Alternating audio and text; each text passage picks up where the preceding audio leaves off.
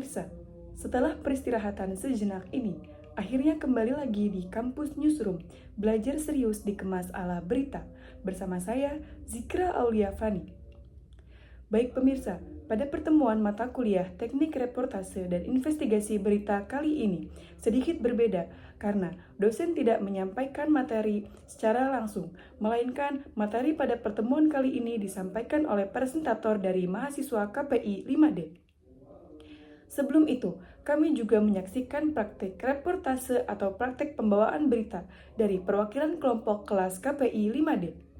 Dalam praktik ini, mahasiswa membawakan judul berita dengan judul Aksi Pencopetan Ibu Rumah Tangga di Desa Cikoneng, Kota Serang. Dalam berita ini disampaikan dan ditampilkan tempat kejadian dan korban yang mengalami pencopetan serta saksi mata yang ikut serta dalam wawancara ini. Polisi juga pastinya ikut serta dalam kasus ini dan turut memberikan himbauan kepada masyarakat setempat. Himbauan waspada pencopetan dihimbau kepada seluruh masyarakat agar tetap waspada terhadap aksi pencopetan yang marak terjadi di area keramaian.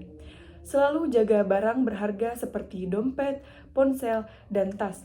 Hindari menaruh barang penting di saku belakang dan pastikan tas selalu tertutup rapat serta berada di depan tubuh. Laporkan segera kepada petugas keamanan atau pihak berwenang apabila melihat tindakan mencurigakan. Mari bersama-sama menjaga keamanan dan kenyamanan di lingkungan kita. Begitulah isi himbauan yang disampaikan oleh petugas kepolisian.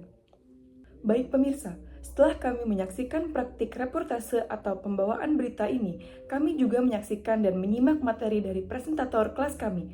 Di sini, presentator menyampaikan materi terkait optimalisasi kinerja kerja Departemen Produksi Pemberitaan, metode Computer Assisted Reporting atau CAR melalui pendekatan jurnalisme dan data science. Baik, Departemen Produksi Pemberitaan di media massa memainkan peran krusial dalam menghubungkan proses redaksi, mulai dari briefing, berita, peliputan, editing, layout atau format, hingga publikasi dengan distribusi ke publik. Namun, di era konvergensi media digital dan multi-platform alur tradisional, produksi berita menghadapi tantangan besar. Tekanan kecepatan, disverifikasi platform, ekspektasi visualisasi data, dan kebutuhan verifikasi yang lebih tinggi. Masih bekerja dengan workflow manual dan sedikit dukungan analitik data atau metodologi ilmiah menjadi rentan terhadap kesalahan, hambatan efisiensi, dan kehilangan keunggulan kompetitif. Integrasi metode Computer Assisted Reporting atau CAR emerges sebagai sebuah strategi penting karena kemungkinan jurnalis dan tim produksi untuk mengumpulkan, menganalisis, memvisualisasikan, dan mempublikasikan data sebagai bagian integral dari produksi pemberitaan. Baik, sejarah awal CAR dan jurnalisme data menunjukkan bahwa CAR pertama kali digunakan secara sistematis pada penyelidikan berbasis komputer di Amerika Serikat sejak tahun 1960-an dan 1970-an dalam investigasi basis data publik, patroli kesuksesan, serta publikasi berbasis bukti komputer, database journalism. Dengan evolusi ini, jurnalisme data berkembang menjadi disiplin yang tidak hanya menyajikan narasi, tetapi juga analisis data, visualisasi interaktif, dan aplikasi metodologi ilmiah dalam produksi berita. Namun, kenyataannya transformasi ini belum secara holistik menyentuh Departemen Produksi Pemberitaan yang kerap kali terpisah dari tim data atau tim analisis sains. Realitasnya, Departemen Produksi Pemberitaan juga menghadapi tantangan besar di era digital, terutama pada aspek literasi data, kesiapan infrastruktur teknologi, dan kolaborasi lintas divisi. Sebagian besar redaksi di Indonesia masih berorientasi pada kecepatan publikasi dibanding kualitas berbasis data. Karena itu, integrasi CAR menjadi langkah strategis untuk menjawab tantangan efisiensi, akurasi, dan kepercayaan publik terhadap media. Optimalisasi kinerja produksi berita melalui pendekatan jurnalisme data dan sains dalam metode CAR dengan pendekatan jurnalisme data dan sains berperan penting dalam meningkatkan efisiensi serta akurasi berita melalui analisis berbasis bukti.